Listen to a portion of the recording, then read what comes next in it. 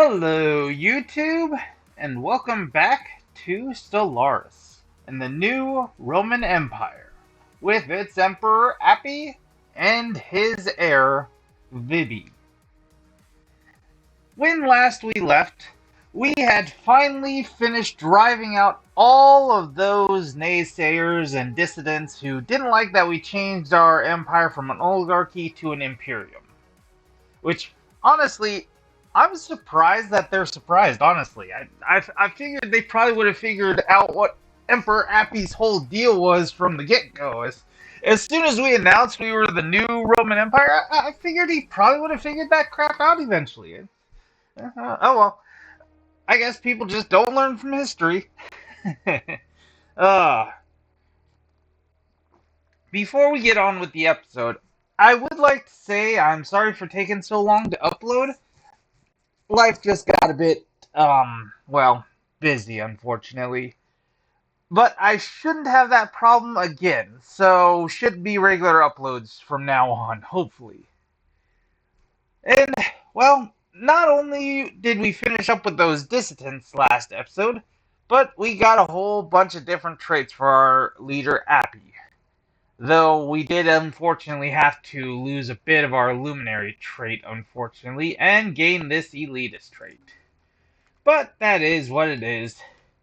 It happens. The even better news is that we did clear out some of these areas. And we're planning on clearing out even more of the areas. So we should be able to expand a little bit more as we prepare to go to war. Now, one thing I am a little bit curious about is... Damn it, yes. Yep, that's unfortunate. That is very unfortunate.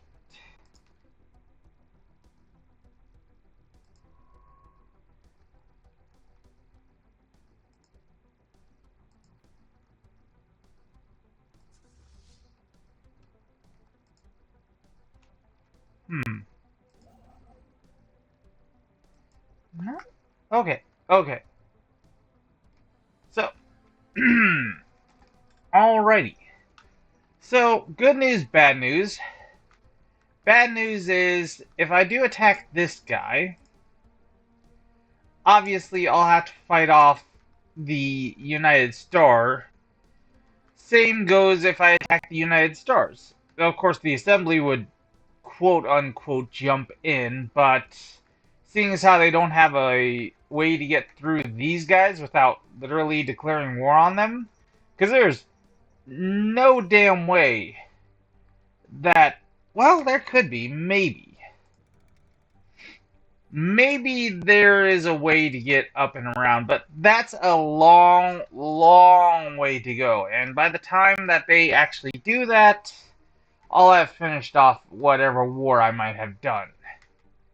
That being said, I'd actually have to start the war, and, well, we're not quite there yet.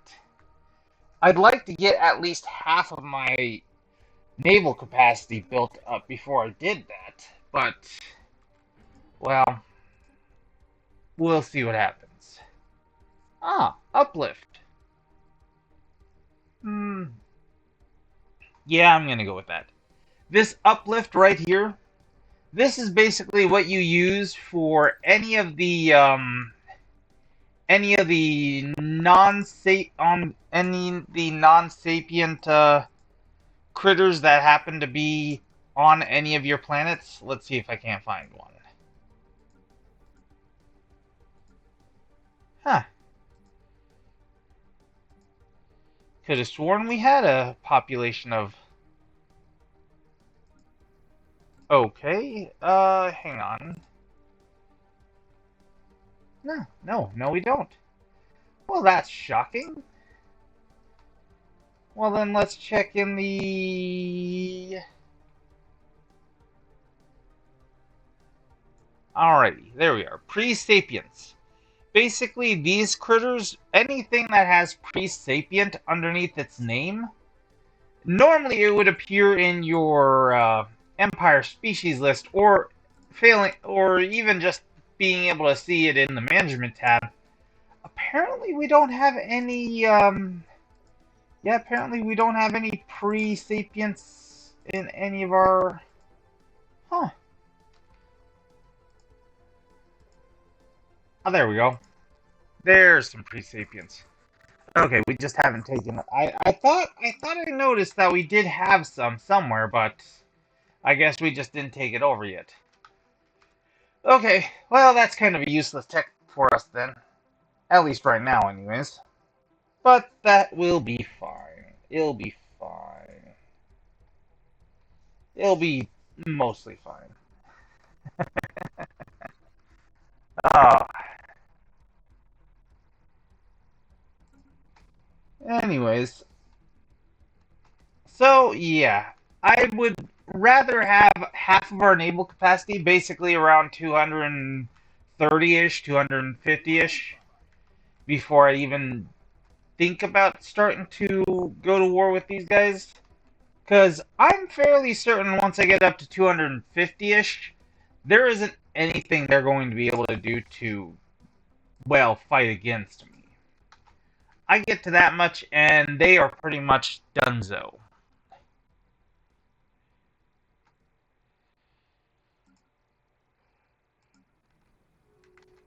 So that's going to be the plan for a bit.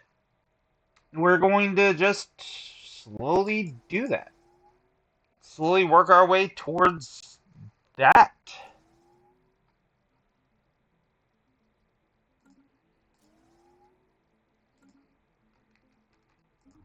Oh, looks like we got a rivalry.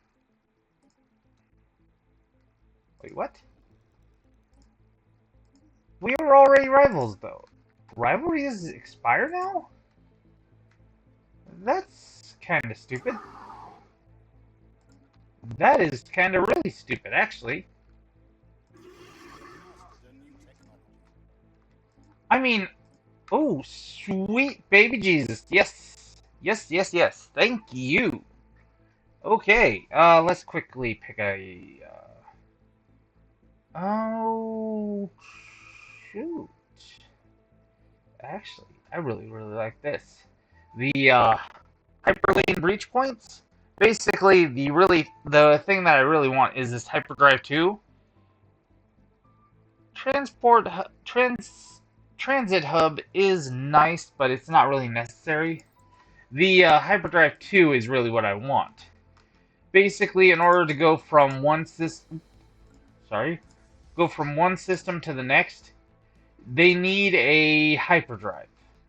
And the hyperdrive that we're using right now is fine, but each upgrade obviously makes it quicker to jump from system to system.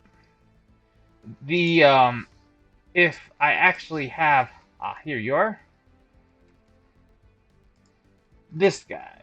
I will just follow him and you will see, there we go. So they are currently in transit. As you can see, entering hyperlane to Eye of Ball, progress 150, progress 59 to 150. Yeah, basically that cuts down the amount of time, and you'll see in the parentheses how many days it's going to take for that progress to finish, for it to finally jump over.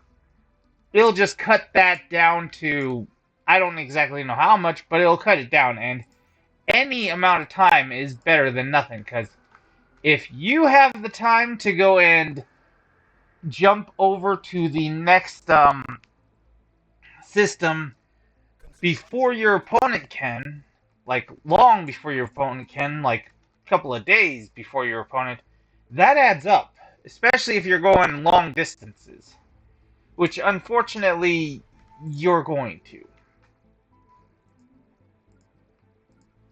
Gosh dang it, Earth.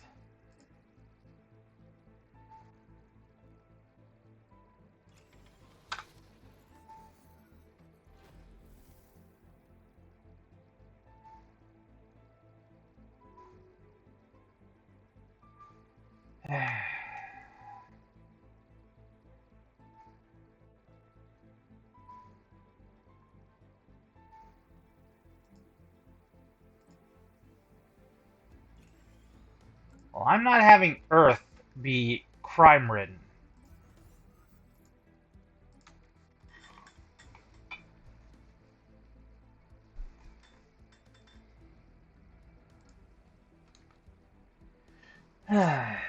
And this one again. Let's go with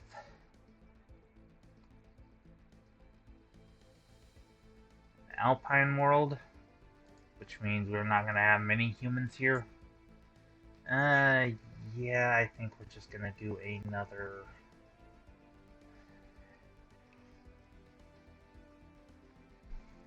I don't really want to do another planetary defense, but I don't think I have much of a choice there, unfortunately.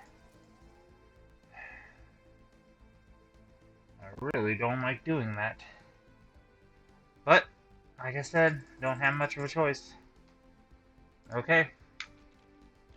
Well, there we go.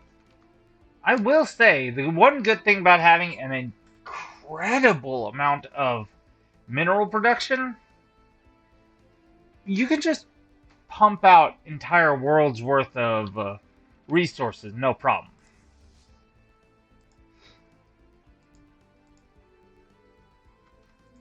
So there's that at least.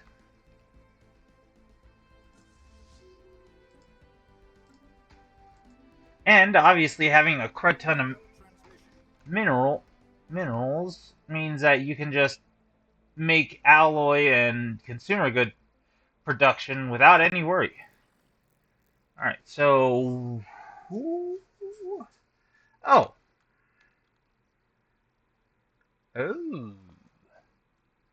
Ooh.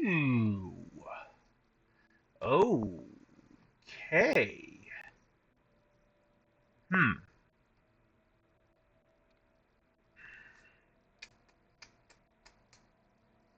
Alright, I'll agree to that. Okay, so, our good buddies over here that we once went to war with, went to war to defend, just made a federation with us. Emperor Appy has appeared on every screen across the Empire. Our population is waiting for the address to begin. Emperor Appy's message highlights what a glorious day this is. The founding of this federation is truly a cause of celebration. He speaks to bonds we forge with our allies, stating that cooperation with the independent Rotan nation will usher in a new age, a golden age of greatness and prosperity. The transmission ends and the usual news feed resumes. Long live the Federation! So... Oh, hello. Hello again? Oh, well, cool, sweet. Anyways, so yes, we are now in a federation. More specifically, a martial alliance. This is a specific type of federation that focuses more on war. More on conflict. And that such. Basically making your ships and such better. It's all about fighting, basically.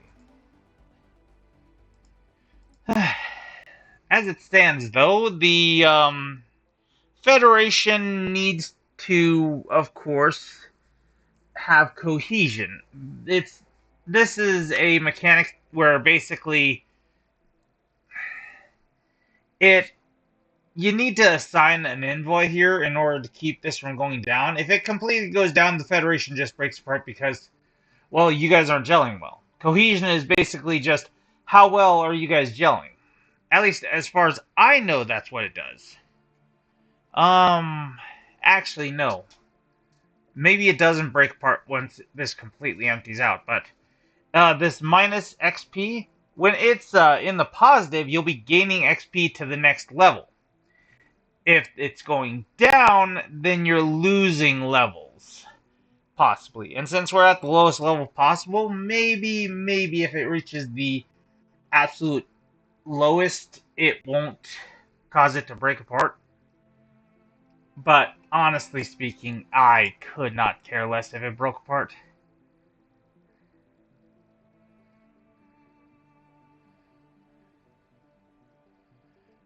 Okay, a couple of things about a federation that you need to know is that some alliances start out with something called fleet contribution.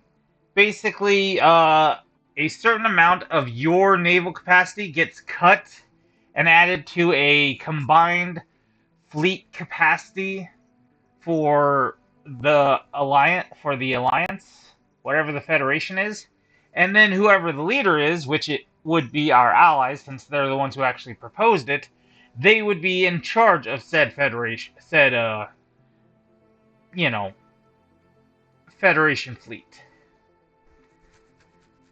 You can also set up the succession type from four different choices.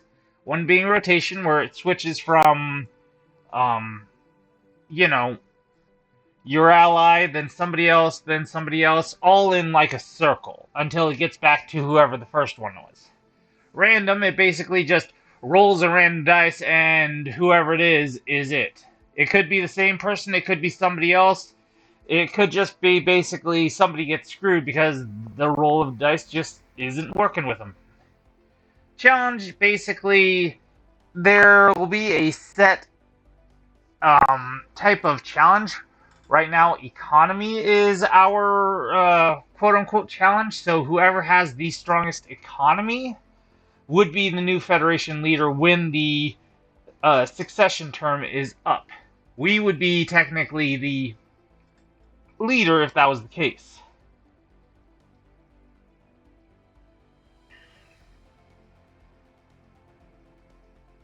Oh, never mind, never mind. I am wrong. That is what strongest is. Challenge. Honestly, I'm not entirely sure for sure what the challenge does. I think it's somewhat similar, but it's more like a nomination type of thing where you have to go through like a test or something like that that challenges the succession terms, whatever, whatever. I've never used challenge. I always use strongest because when I am in a federation, I'm usually wanting to be. You're going to want to be in charge of a federation most of the time, as far as I'm concerned, anyways. So, yeah, strongest is usually the one I go for. Succession term is basically how long the term for your presidency is. By default, as far as I know, most of them are set to 20 years. So basically, yeah, in 2287, they will be taken out of the presidency, and so long as nothing changes, then we will be the new president in about 20 years. Of course, that can be changed to 10, 30, 40 years, or if you have the strongest, status change. Basically, if anybody becomes stronger than the current leader by 25%, basically a quarter of whatever their strength is added on top of it. That's how strong you have to be able to beat them. So it's not a case of you automatically lose if your allies or somebody suddenly gets, a little bit stronger than you.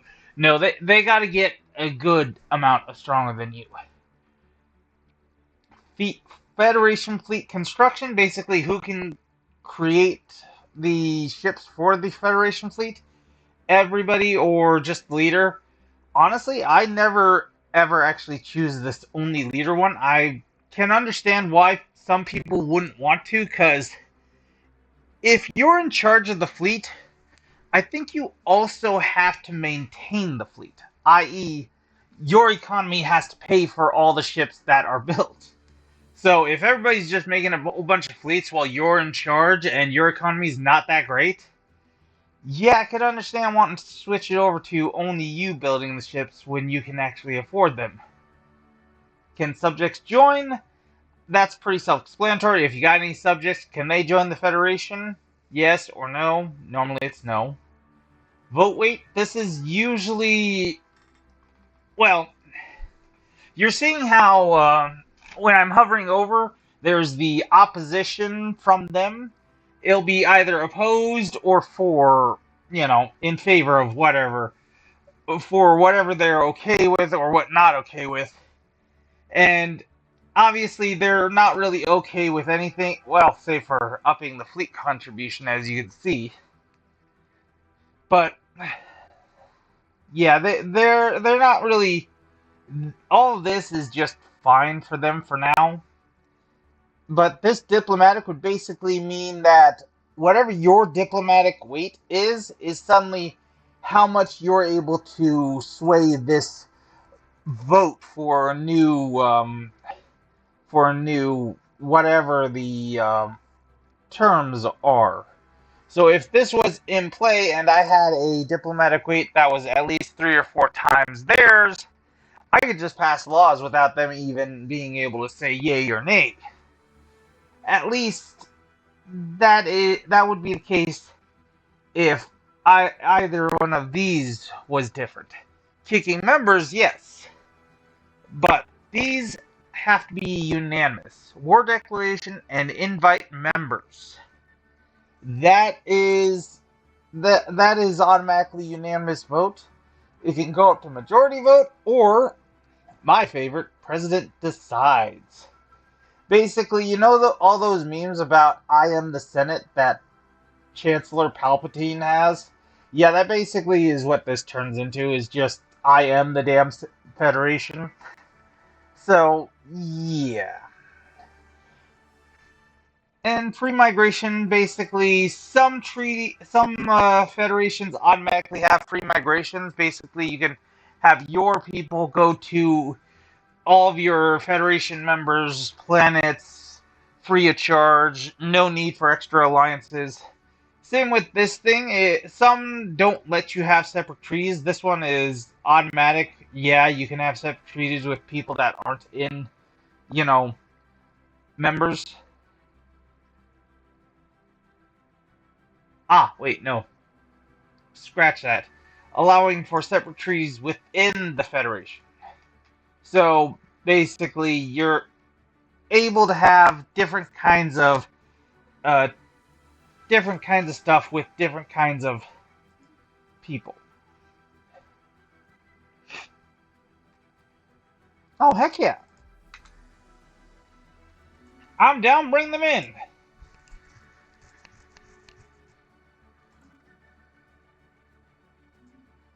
Alright, so our buddies over here were just getting Federation Associates status. Basically, they can't really join the Federation yet because they're still at peace, but we can give them Associate status, which basically means that they're kind of having their foot in the door. Basically, we're just tying ourselves more closely together with them. Alright, cool. So, remember a couple episodes ago when we were at war with those guys and their war exhaustion went up way slower than ours did? Yeah, this is something that would definitely help out with that, where it would make us a little bit equal. The war exhaustion gain is what we were worried about, and this would just lower that. I'm not going to get it yet because honestly, we really don't need it. But this right here, defensive zeal, starbase and defensive platforms have their hull points and damage increased by 33%. That is going to be good. Very good. Especially since we have now this FTL inhibitor here on our space station.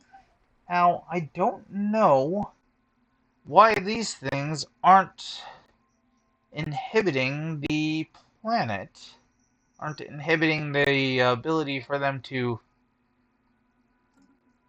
leave the system. Kind of puts a damper on the whole Fortress World thing. But whatever the case may be, I want the stations to be able to hold them off as long as possible. So it's going to be a good thing for their whole point and their and their damage to be higher up. Mostly the whole point, but damage is not a bad thing either. Damage is very much not a bad thing either.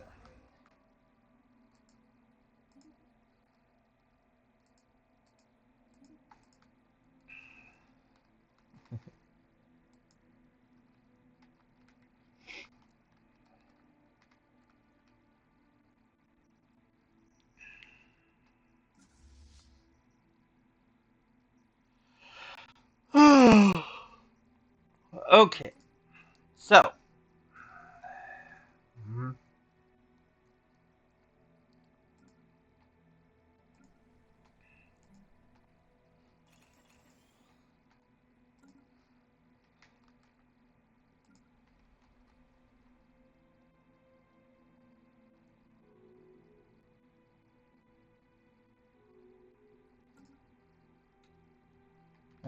we're getting insults.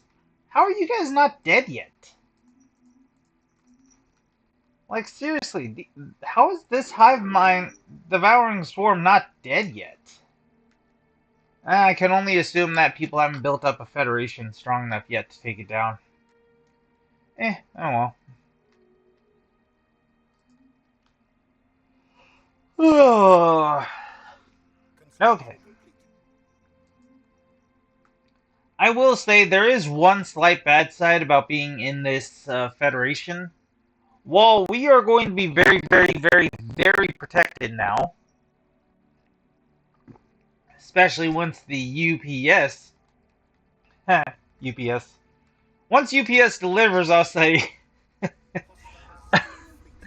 delivers us an extra bit of victory. Speaking of which, who are you guys? You're at war with these guys, and you're kind of getting your butts kicked. Oh, maybe not. Maybe not so badly getting your butts kicked. Oh, yeah, no, you guys are good. You're gonna just kick the crap out of them. No, I feel bad for them. Okay, so,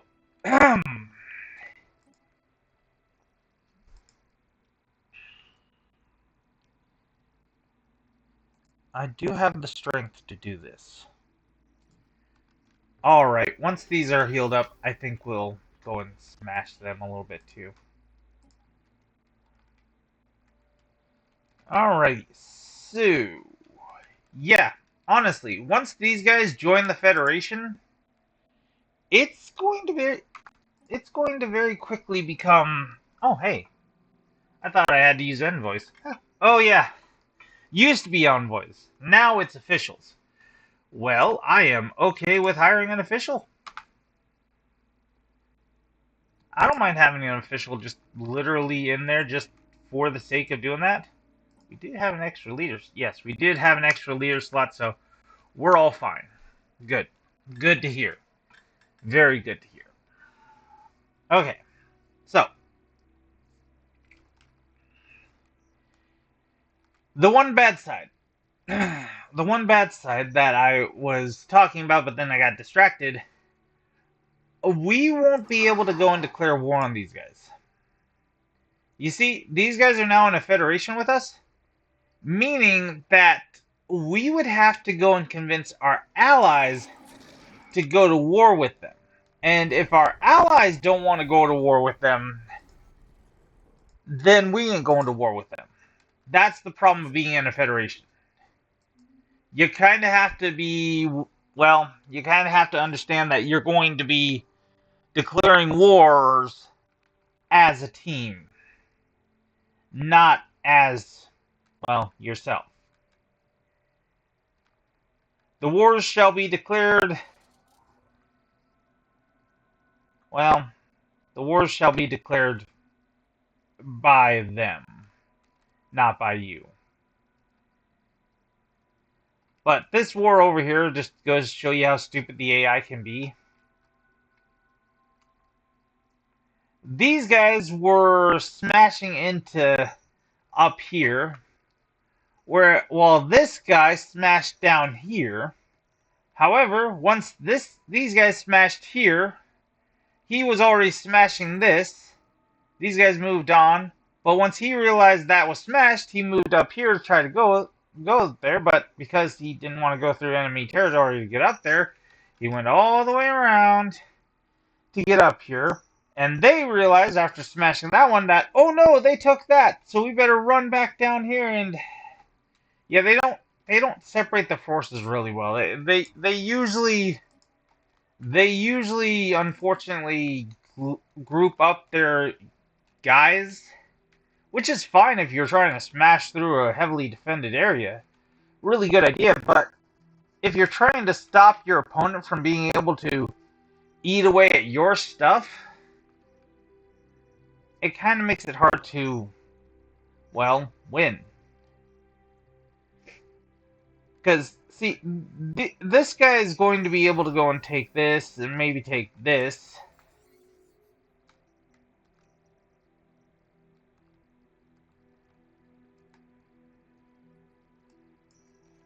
I'll read you guys later.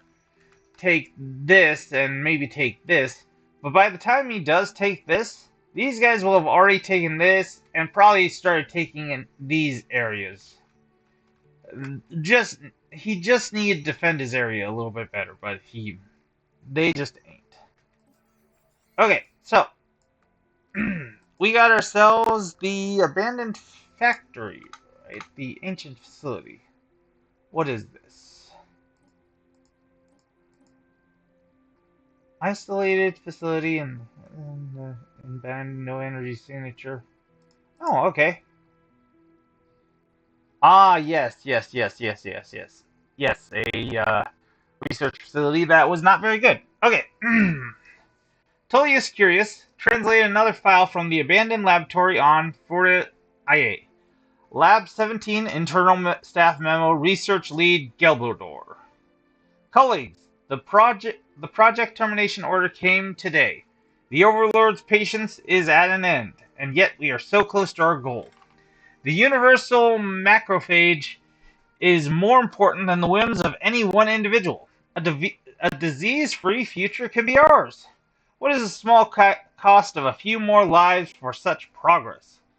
If they don't send more test subjects, I will test the latest prototype on myself. Will you join me? So, mad scientists, we're doing what mad scientists do. That's that one, and let me guess. This one, I'm willing to bet this one is also sent to the surface of Wade, capture windswept district cities, weathered by exposure neck, mostly no signs of destruction. Inhabitants is no trace. The only plausible theory is mass migration or evacuation took place. We still have yet to determine what could compel an entire species to abandon everything they'd built and everything they'd ever known. Okay. Investigation into Way 6's missing population has made a breakthrough. Large sealed shield doors leading to a deep tunnel network stand as proof of the entire species started to move underground at one point. Cross-examinations with geological and meteorological data indicates that the entire planet was gripped by a sudden onset ice age, perhaps triggered by a shift in axial tilt, which likely triggered the migration. Excursions into the vast tunnel networks are underway. So basically, a giant ice age suddenly started messing with them, and everybody had to move underground because, well, it's warmer underground, surprisingly enough. You might not think it, but yes, it is actually surprisingly warm underground the closer you get to the magma core. And this was our trade deal to get sensor link information. Now that we're in an ally, and now that we're in a federation, we just got that shit naturally. Oh, yep. Are these?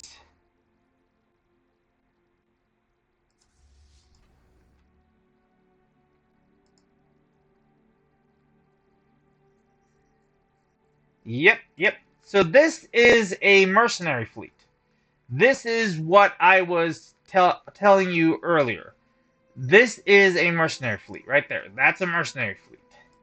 That is what a mercenary fleet looks like, and that's what we're eventually eventually going to try to get ourselves. Hopefully.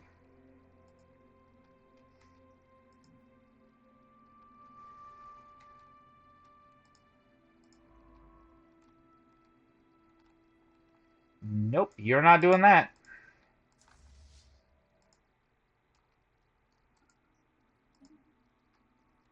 And I'm sorry to say that, neutral crystalline shard, but you are not going to be... I know where you're going. You're going to go into there to try to go and, well...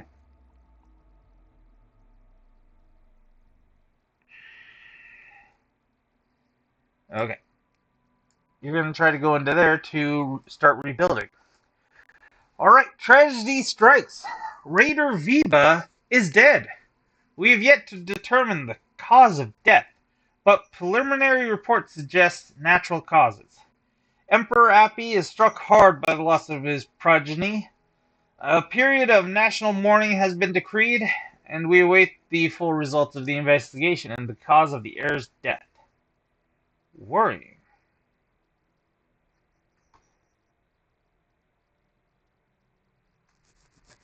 Oh no. Death of a great leader. Our great commander, Viba, has passed away at the age of, well, she was 60. While in service of our empire, people are clamoring to the Yodubia.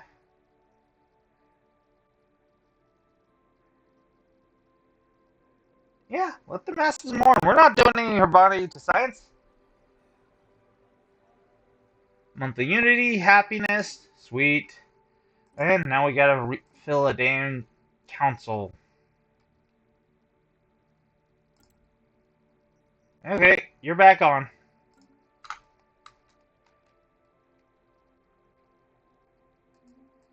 But that was odd. Hang on. Well, that's a normal person. Okay, so why the fuck did she die? Yeah, I thought that was going to be a very, very, very young... That was a very young age for the kind of space-age civilization we have. Despite every evidence pointing at a natural death, Emperor Appy refused to accept it. The death of his heir has greatly affected him, and orders have been sent out across our territories. Those responsible for this cowardly assassination must be found. Security forces are already conducting sweeps to root out dissenters. The level of violence that has accompanied these arrests has shocked many of our citizens. Protests denouncing the abuses of power and demanding a new wave of government reforms have erupted once again. For the first time in our history, the majority of the planet's population has risen up against the rule of the Emperor.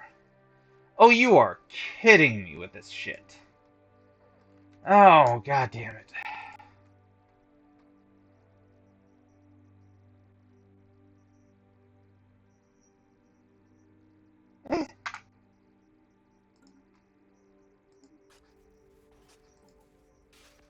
Hey, what are you? You're a scientist. What the fuck are you a scientist? This is our heir. Why the fuck are you a scientist? Okay, I guess.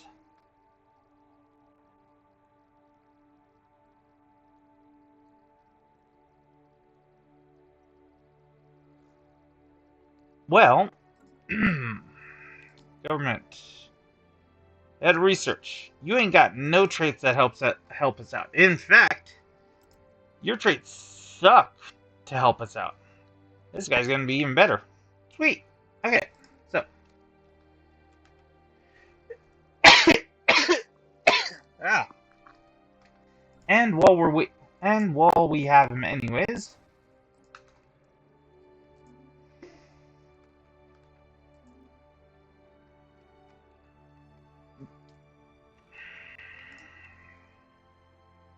Ah, cool. First contact with the commercial exchange. Basically, it's one of these station dudes who are basically merchants. They sell these Where the heck are they? These strategic resources. They sell one of these strategic resources, and you can buy them from them and do other things too. I will say I am a little bit shocked though that the UPS is actually doing really, really well in pushing through. Because he didn't bother to actually go after that. Gotcha. Gotcha. Didn't actually bother to go through that. Okay.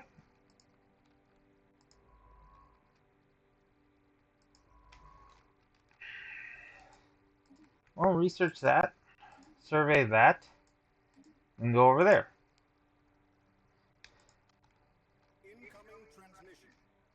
Commercial pack.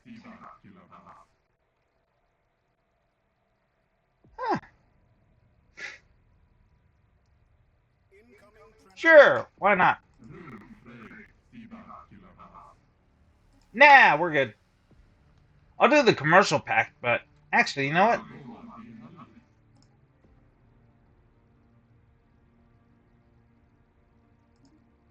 Nah. Nah, I ain't gonna do that.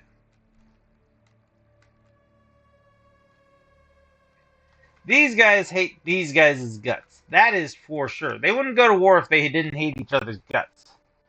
So, most likely, if I get ties with these guys won't want to join our federation. And I could not care less about getting these guys on my side when I could be getting these guys on my side. Construction complete.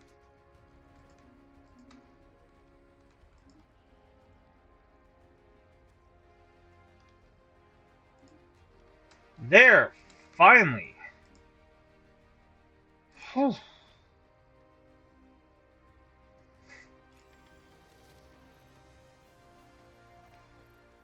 There, thank God. That crime wave ended. Alright. So, we got another one of these. And honestly, I'm going to just keep going with the Fortress Doctorate.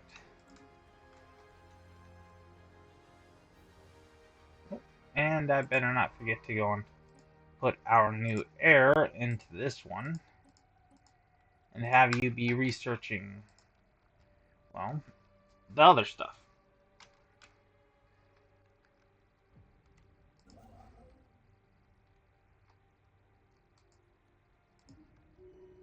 Go and get that outpost.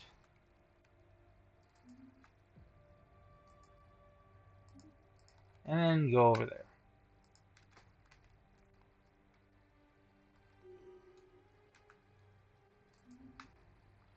Okay, so really quickly, let's go over here and see what...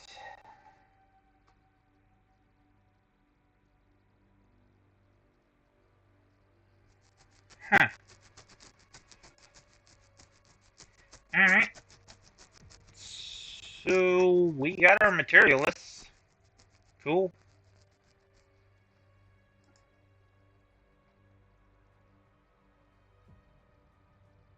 Yeah, these guys aren't very happy. They really aren't happy with us because we technically have Xenos on the council and we're not standing all on our own, but sorry guys, I really don't feel like it. Besides, honestly, I think right now it'd be better to have a decent number of, well, security measures in place.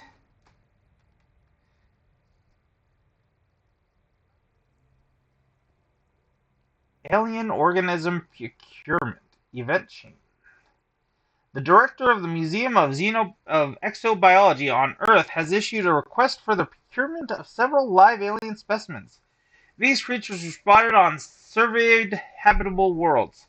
They are difficult to capture. It will require the full resources of a science ship and a lengthy period of time.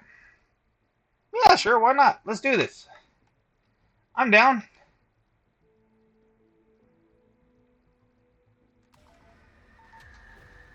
Oh, and one of our archaeological sites is finished. And it was the crazy scientists. Oh wait, no. It was the frozen over planet.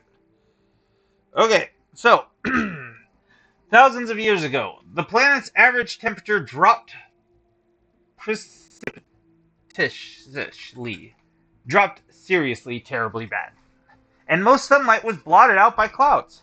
To cope with the sudden freezing climate, the population migrated underground, forced to burrow deeper and deeper, chasing the retreating warmth to the planet's core.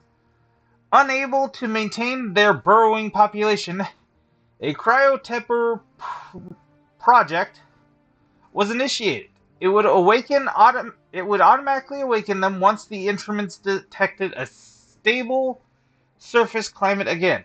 The planet did finally warm up, but the process was extremely sudden, decalibrating the hibernation pods and incinerating the sleepers. All that remains are millions of pods filled with charred bones, sitting in silent rows in the dark. And the research option we gained was hostile environment adaptation. Which, if we go to our technologies and we go to this, we can see right down here. Hostile environment adaptation. Basically, it just adds 5 habitability to whoever the heck we have. To our species, all of our species. Which wouldn't be too terribly bad. It'd bump us up to 25 on all of our, 20 habitable worlds. And the other ones, it'd be even better, for... Yeah, it's not a bad idea to research it. It's just not going to. Our security service managed to track down a reformist cell. They had rigged a whole block with explosives. As our operatives reached the lair, they activated charges, killing many. Oh, you are kidding me. Yeah, I'm really not liking this whole, yeah, I'm really starting to not like this whole...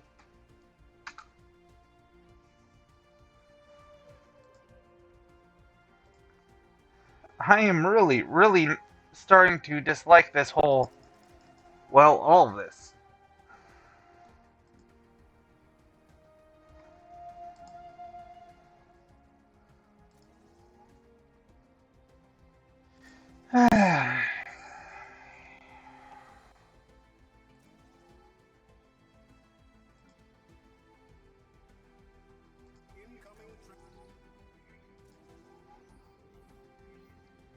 Ancient life pod.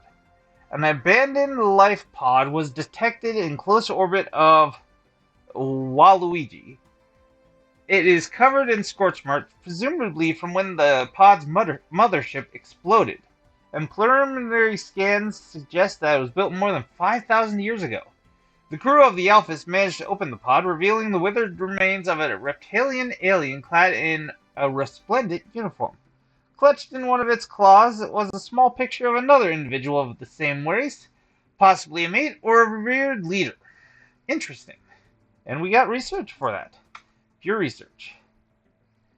I'll take it. Alrighty, let's finish off the last of all of these.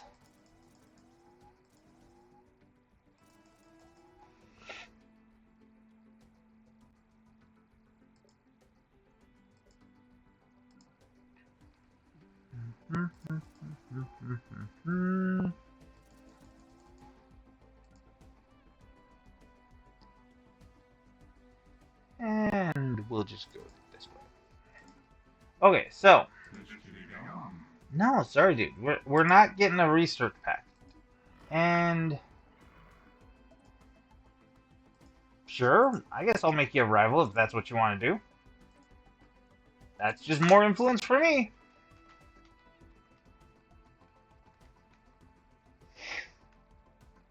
Well,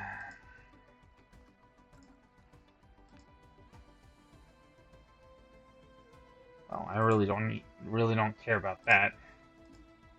We're just gonna do the crackdown.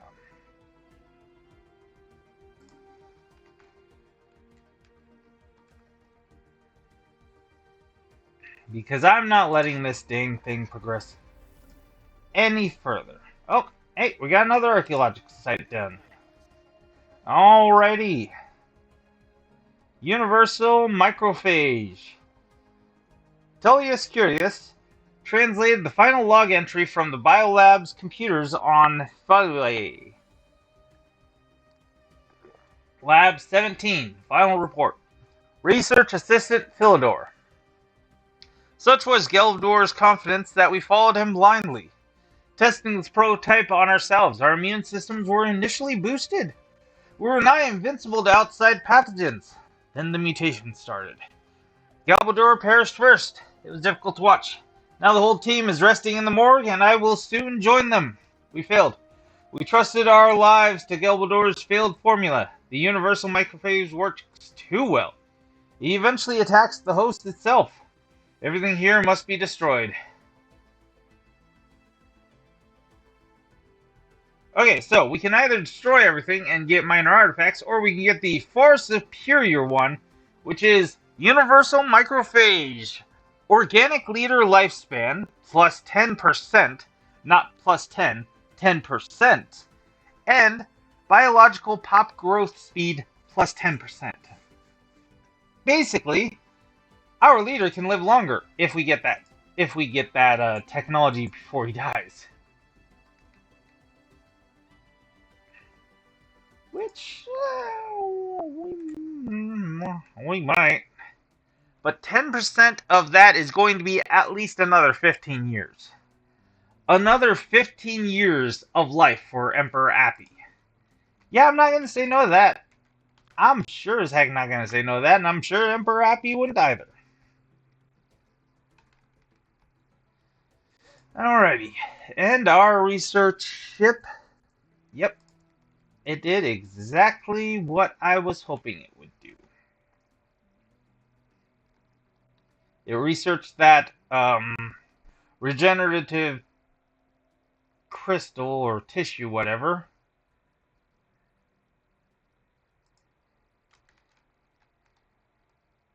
And now we are doing this. Oh, hey, our probes. Been so long that I forgot that I just let the probes get collected eventually. Whoops. Forgot about that. Oh well. I'm not worried. Spaceborne monstrosity encountered.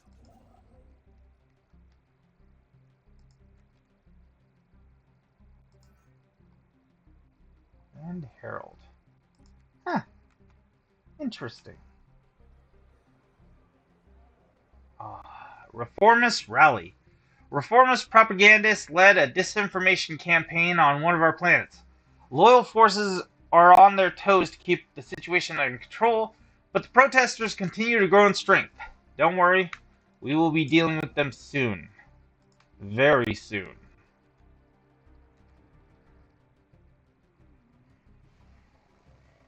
Gulanthan herd secured from the alien organism procurement event chain.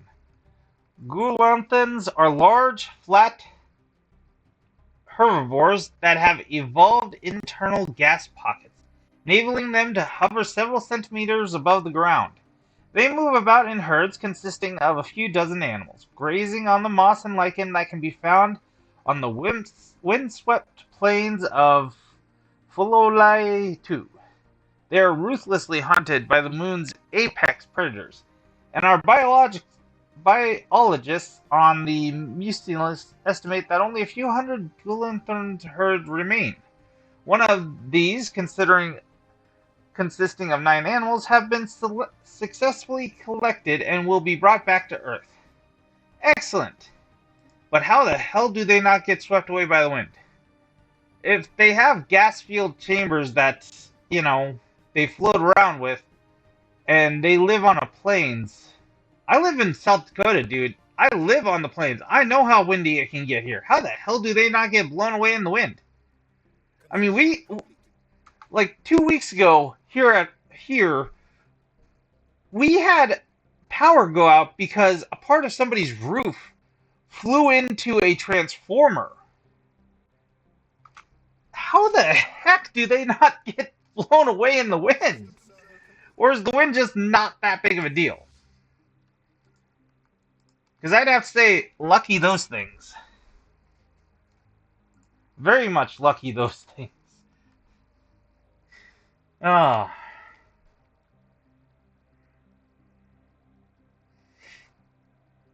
Hostile Xeno fleet engaged.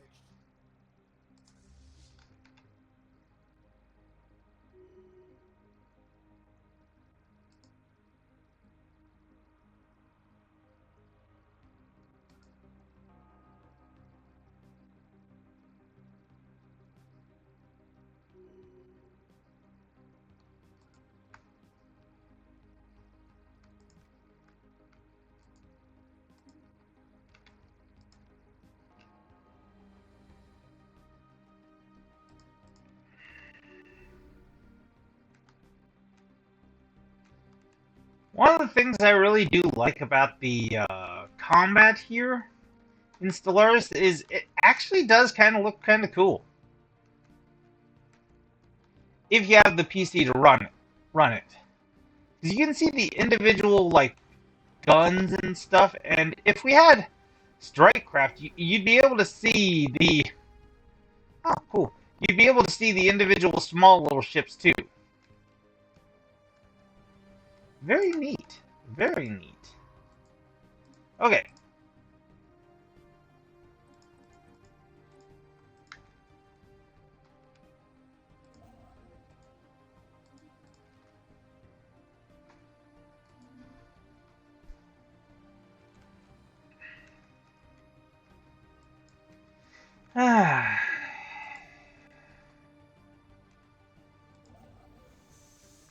Lost in space. The signal we intercepted was a distress call from a ship in orbit around Delta Cephei 2. The ship is not giving off any heat signatures and seems to be drifting. Special project has been issued to investigate what happened to the crew. Intriguing. Or we don't have time for this. Of course we're doing intriguing. Cover blown. Once again.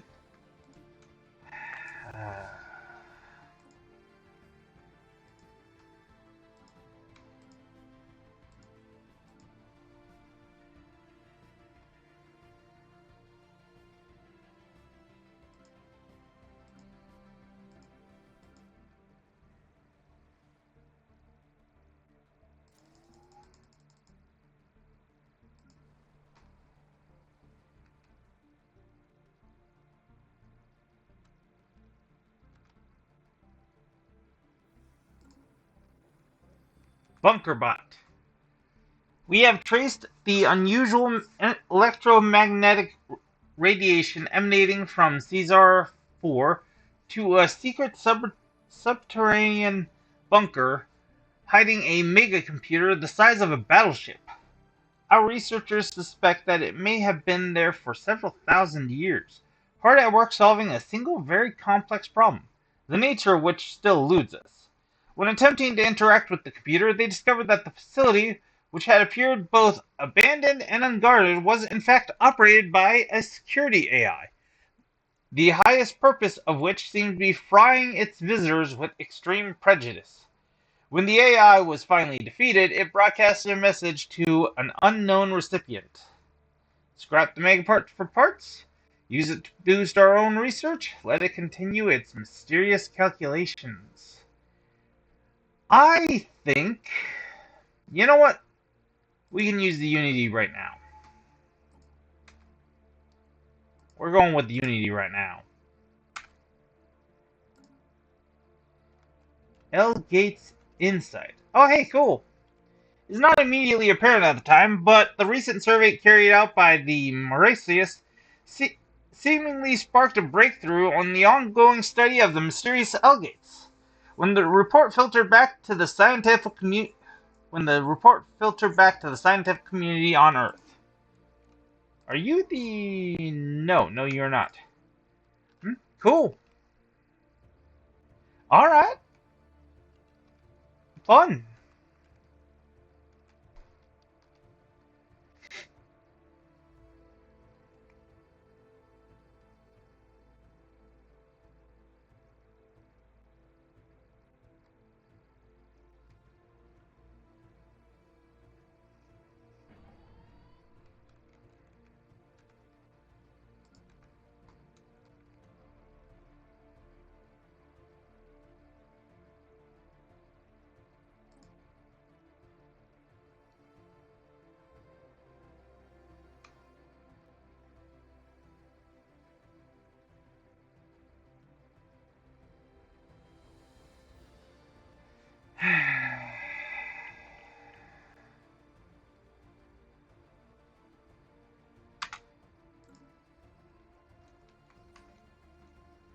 Oh, alien writing.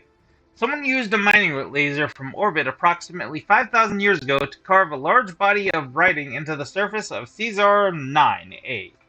The massive script covers a large portion of the moon's upper hemisphere. It appears to be a short story chronicling the difficult life of an alien mercenary.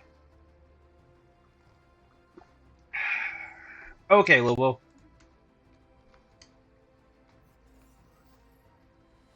Pre-sapient species found. Something to keep in mind for the future. Oh, hey! Oh, hey! Oh, hey! Oh, hey! Hey! Oh. Okay. How good are you? So... meh. Alright. Okay.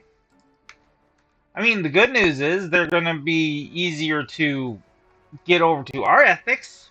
So there's that at least. I mean, good to hear.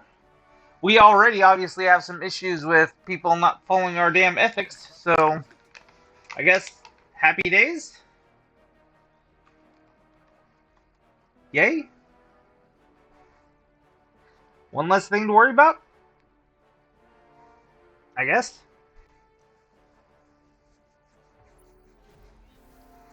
And another first contact, which we are not going to do because our envoys are currently making sure we keep our current ally happy with us and making sure we have our other soon-to-be ally working with us.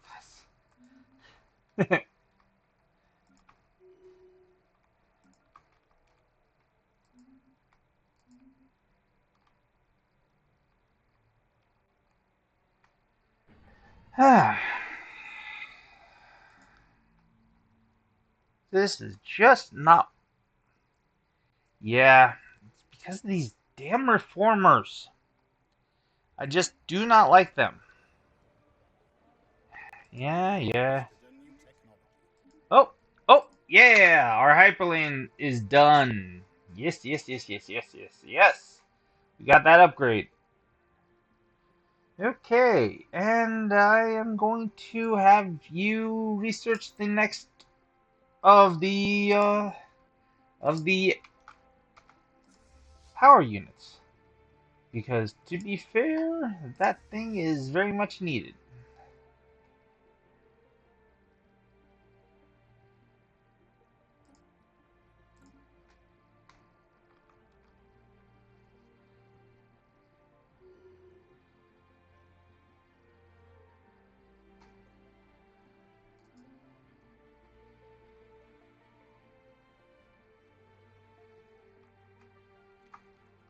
Our ships have been upgraded.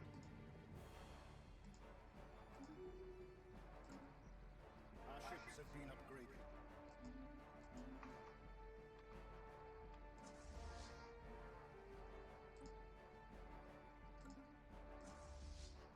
System survey complete.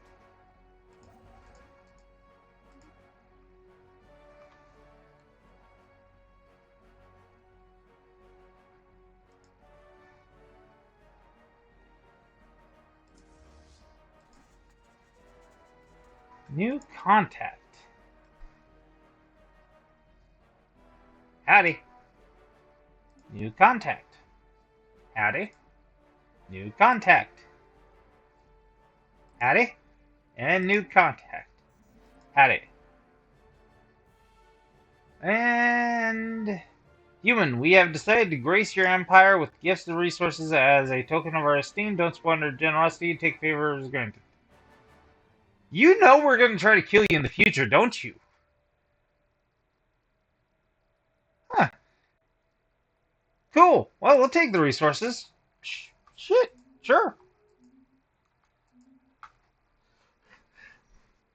Either that or they're buttering us up because they realize we're actually a pretty powerful force around them. We're slowly developing into a pretty decent federation in this corner of the world. So... Mummified pilot.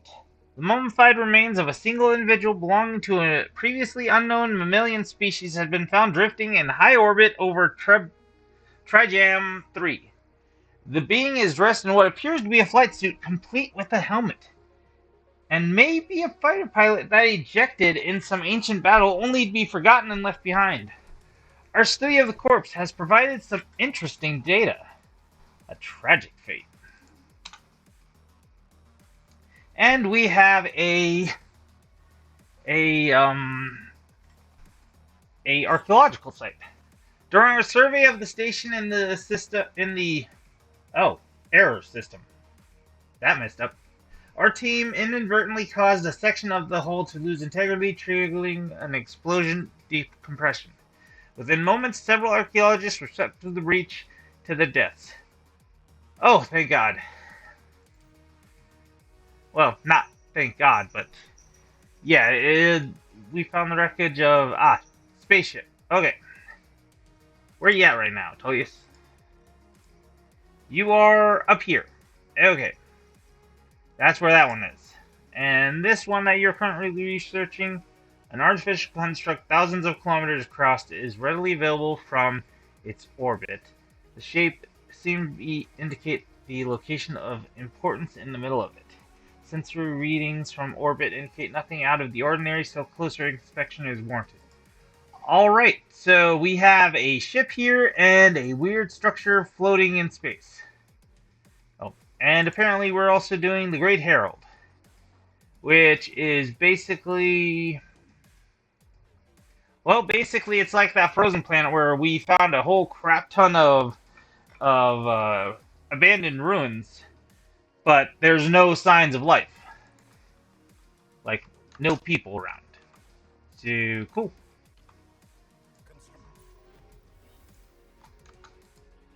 Oh. Another encounter. And we got our starbase done.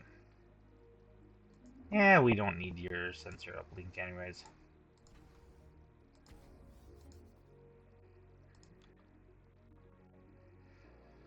Alrighty. So, I am just going to have you go over here and build that star... Actually, no. No, I'm not. I'm going to have you... Dang it, I still can't do that. Well, I could, because I happen to have some extra resources I really don't need. So I could just do that. Then I could grab you, and I could go build megastructure, and I could build the swarm array. Now, the one thing about these megastructures is most of them, you're going to build them in stages. They're called megastructures after all, so you're not going to just build them right away and have them functioning exactly as it says on the tin right away. You're going to have to build it in stages. Alright, target from orbit. At the very heart of the formation, that's the orbiting station apparently, at the very heart of the formation lies an overgrown procedural entrance leading deep underground, choked with vegetation. Okay, never mind, I might have been wrong about where it is. Leading deep underground, choked with vegetation and half buried in rubble with some tectonic shifts ages ago. The going is very hard. Clearing the passage will be quite the undertaking. No, I was right. Oh, my bad. My bad. Apparently it's a giant, basically, building or some sort of construction that's fucking huge. If I had to guess, it's something like freaking that palace from Warhammer. You know, the Emperor's Palace. Something that big. And if you don't know how big that thing is, imagine like a continent-sized palace. If I know my Warhammer lore as half-heartedly as I think I do.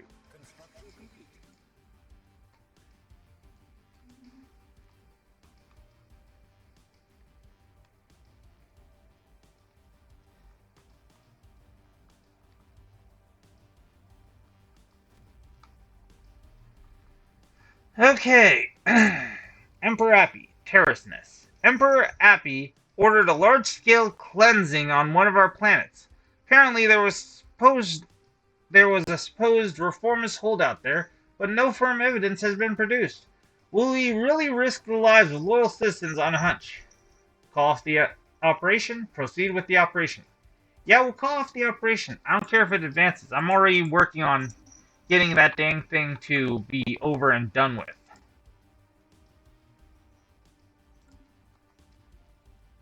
I've already got it in hand.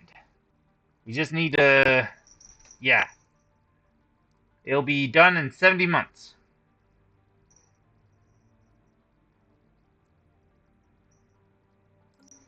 We'll be good. This won't be done for...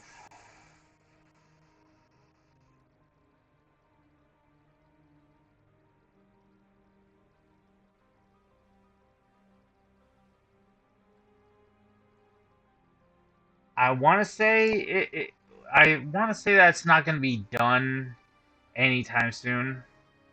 Construction complete. Okay, yeah, it'll get to stage 3, but it won't get to the end. Not too happy about that, but well, what can you do?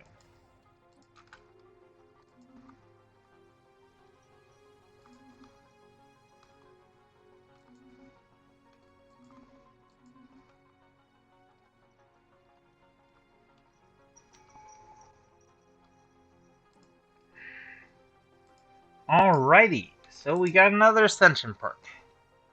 Alrighty. Oh, and cool, we even got the basically,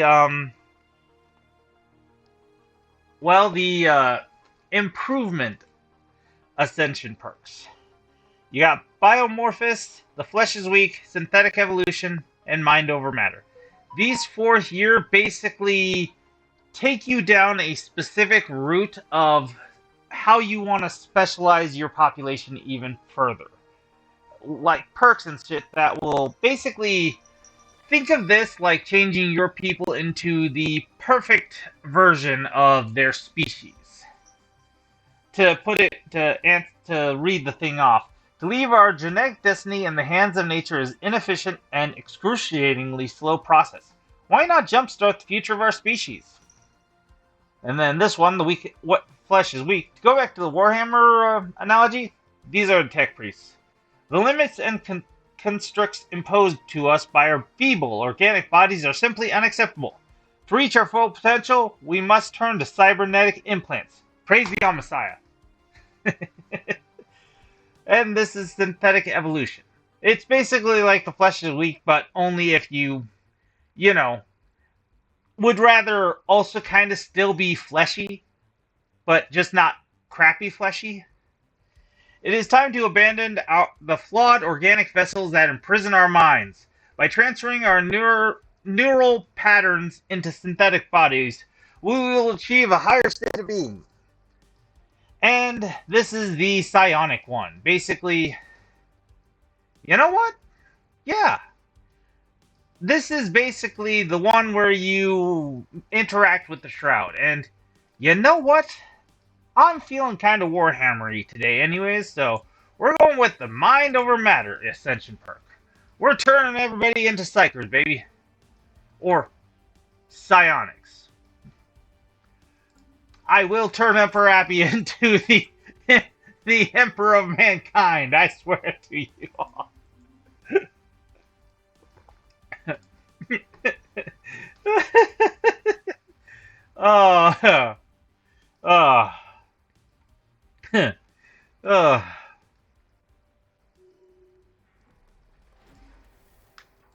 Yep. Message in a bottle. As we expected, the interior of this solar sailor is appropriately archaic. The bridge resembles the deck of an old planet-bound sailing ship designed to sail on watery seas. The deck plating appears to be metal, but most surfaces are covered with carved wood, a contrast to the glass-like substance on viewports and data screens.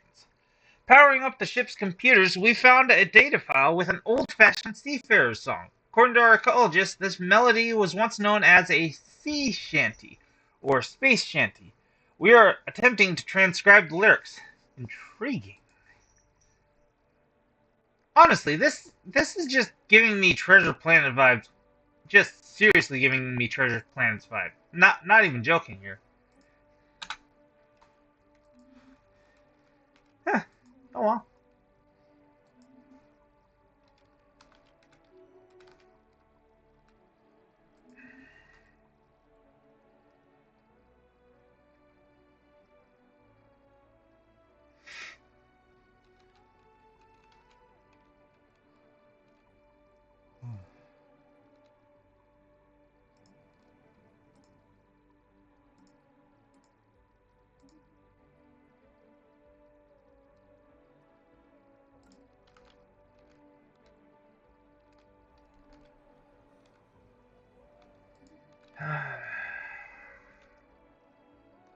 Construction complete.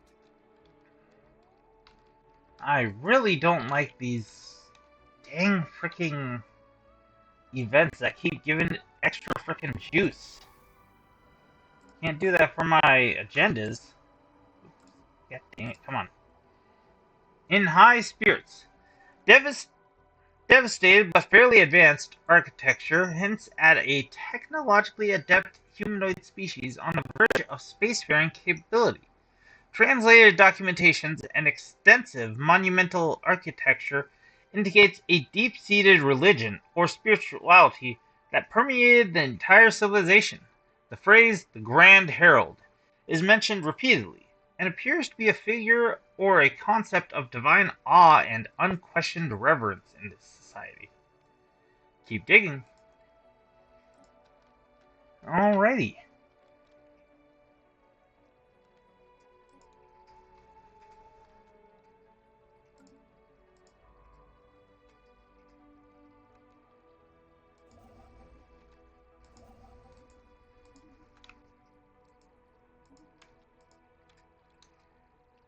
Alrighty. Well, I think we're gonna call it there. But before we do leave, let's just really quickly check on this war. And this war is going fairly well for the UPS. Yeah, it's going pretty well for the UPS. They managed to smack the Gar back to their region mostly. They've managed to maintain this for the most part. Yeah, honestly, it's not doing too bad. I mean, this guy's actually being pretty smart, playing defense around this thing, because on his own, he'd be able to be smacked around a little bit by this guy. But with a station, he would at least put up a decent fight to slow him down for the big dog to show up. Still, not bad, not bad. UPS is going to win. Unsurprising. But, like I said, that's where we're going to leave it here for today. Thank you all for watching, and we'll see you all later. Sayonara.